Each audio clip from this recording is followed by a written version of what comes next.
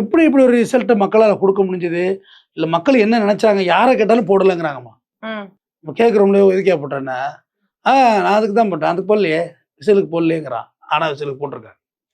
போடாமல் இப்படி வந்துருக்கு ஓட்டு. மக்கள் எல்லாத்துக்கும் ஒரு மாற்றம் வேணும்னு உள்ளுக்குள்ள நினைச்சிருக்காங்க. மேபி இருக்கலாம் மாற்றம். இவர் பின்னாடி இந்த திரைக்கவர்ச்சி, விஜய் மேல திரைக்கவர்ச்சி, நெகட்டிவாக இதெல்லாம் பேசணும், அதெல்லாம் பாசிட்டிவ் ஆகிட்டுமா. ஸ்டாம்பேடை நெகட்டிவ் ஆக்கணும், அதை ஏற்றுக்க முடியாது நம்மளால. அது பாசிட்டிவ் ஆகிட்டு பொண்டாட்டியோட வாழல திரிசாவோட வாழ்றாருனோ. நேற்று திரிசா நேராக போயிட்டாங்களே, 2 தொகுதியில் அவர் ஜெயிச்சிருக்காரு. ஒரு தொகுதியை வாபஸ் வாங்கிட்டு திரிசா என்ன ஜெயிக்க போறாங்க? அப்புறம் என்ன ஆளுங்கட்சி இடைத்தேர்தல் நிற்கிறது பெரிய விஷயமா என்ன?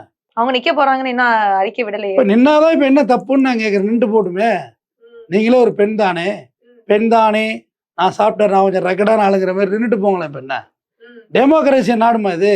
செருப்பு தைக்கிறவரோட மகன் வந்து ஆப்ரகாம் ஜனாதிபதி இல்லைங்க, ஆப்ரகாம் லிங்கன் ஜனாதிபதியா வரலாம். மக்களால் மக்களுக்காக மக்களாலே ஆளப்படும் ஆட்சி மக்களாட்சி, டெமோக்ரஸி. டீ வித்துக்கிட்டு இருந்த ஒரு ரயில்வே ஸ்டேஷன்ல பிரதமர் மோடி ஆகலையா? டீ கடை வச்சிருந்தவர் பன்னீர்செல்வம் முதலமைச்சர் ஆகவில்லையா? கர்நாடகாவில் தமிழ்நாட்டுக்கு படம் நடிக்க வந்த ஜெயலலிதா முதலமைச்சர் ஆகலையா? ஆயிட்டு போட்டுமே, என்ன கேட்டு போச்சு.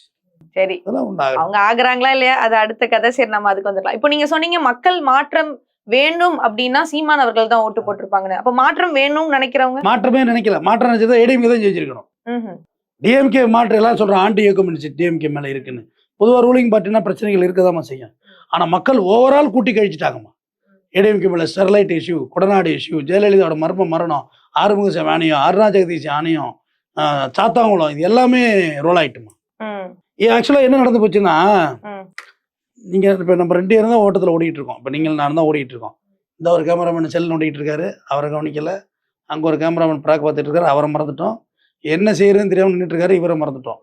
அதுமாரி தான் விஜயை விட்டுட்டோம். நான் ஏடிஎம்கேனா நீ டிஎம்கே கழுவி ஊத்துறது, நீ டிஎம்கேனா என்ன கழுவி ஊத்துறது.